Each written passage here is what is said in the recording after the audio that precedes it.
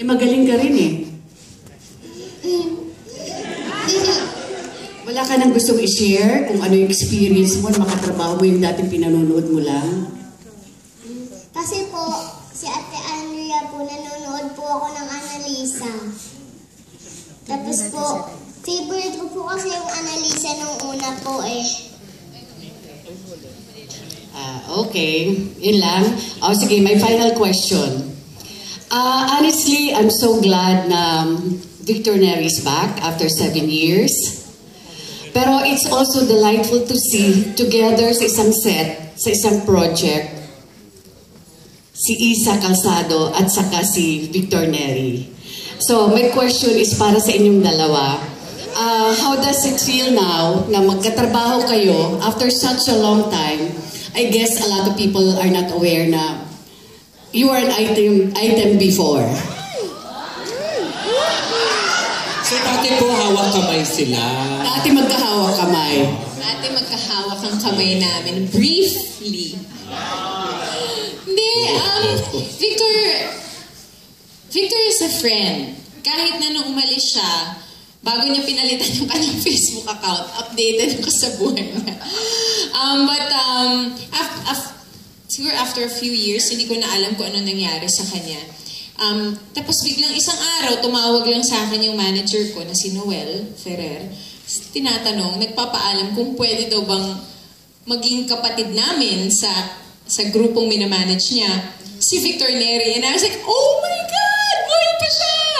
And then, anong nangyari? Ganyan. So anyway, nung unang beses namin magkita sa set, ako pa yung tanong na tarang, andiyan na ba si Victor? Andiyan na ba si Victor? Kasi gusto kong makichismis anong nangyari sa buhay niya. And I'm so happy to see that he has found his center. Wow.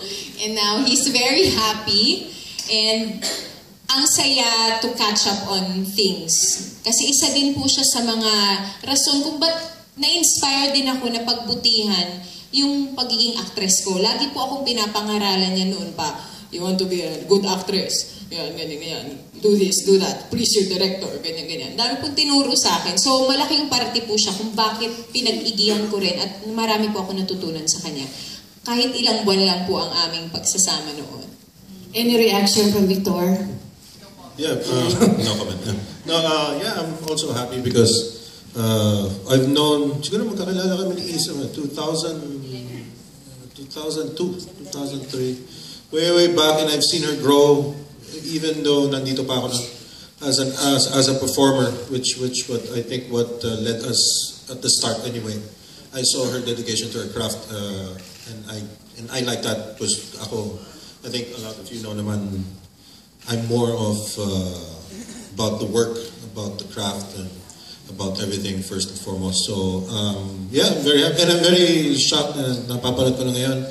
I saw her perform. She's, I think, one of the gifted actresses now that I'm happy that nakabalik ako. Now I'm working with, I've known Piolo ever since I'm Star Circle 1, you're 4, 3. You know, like I said, this is like coming home. And now finally working at a adult level, which I'm really enjoying now. Thank you very much po, Tita Asa. Bago ko ibalik sa'yo, may tanong lang ko kay Andrea. Andrea, ilang taong ka na, sweetheart? 11 po. Wow! In 2 years, we have another teenage superstar. Ngayon, I get thanks to Direk Ruel. Kay Inigo during his growing years. I guess, feeling of wanting to belong saan man, di ba? Pero, kumpleto naman po sila lahat. Wala naman ako nakitang kakulangan doon sa mga bata. But what I saw, probably na pareho kayo sa anak ko is, gusto nila yung acting eh. Gusto rin ng bata yun. And, you know, it's really just what I said kanina. It's a delight to be working with these young ones na kahit bata pa lang alam na nila yung gusto nila. And they got what it takes. I guess that's why they stand out. And I mirror siguro mas more si Jan kasi siya yung lalaki, siya yung nakikita ko yung pag wala yung anak ko, siya yung parang natingin ko sa talaga sa Inigo. Kasi most of the time, mas nakasama ko pa nga si Jan kaysa kay Inigo kasi sa States yung bata. Pero all of them, lahat naman sila may kanya-kanyang bait, kanya-kanyang galing. Kaya masaya ako nakasama sila kasi si Inigo enjoys his time with them. And even sila, tagal na nila nakasama yung anak ko. So pag nami-miss mo si Inigo, nadi-display yung attention mo ka na si Jan? Definitely. Okay. Another question for Isa and for Papa P. Ano ang merong something ang team up ni Isa Calzado at ni Piol Pascual at naging click agad ito sa una nilang pagkasama? At sa pagkasama nila ngayon, anong something? I guess nagsimula po nung pinunit niya yung litrato ko dati.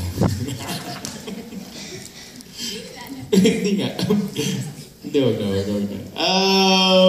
I don't know. Yeah, some things are hard to define, I guess. Pero I've always been a fan of Isa, so... Noon na ako maging fan mo. Wow, mutual admiration lang. Siguro siguro may enough trust, may enough respect, and there is definitely admiration from my end. I don't know about his end, but I think it creates a good chemistry on screen. Bakit nag-blend agad yung personality niyo na parang compatible ka sa isa't isa? I guess it also helped that we were friends even when we were younger. Hindi mga kami ganun ka-close, but we knew each other from way back 20 years ago. More than 20 years ago. Oo nga na, tagal na po. Matagal na, oo.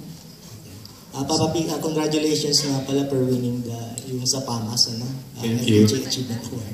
Okay, thank you. Salamat. Salamat po. Diyan nagtatapos sa ating question and answer.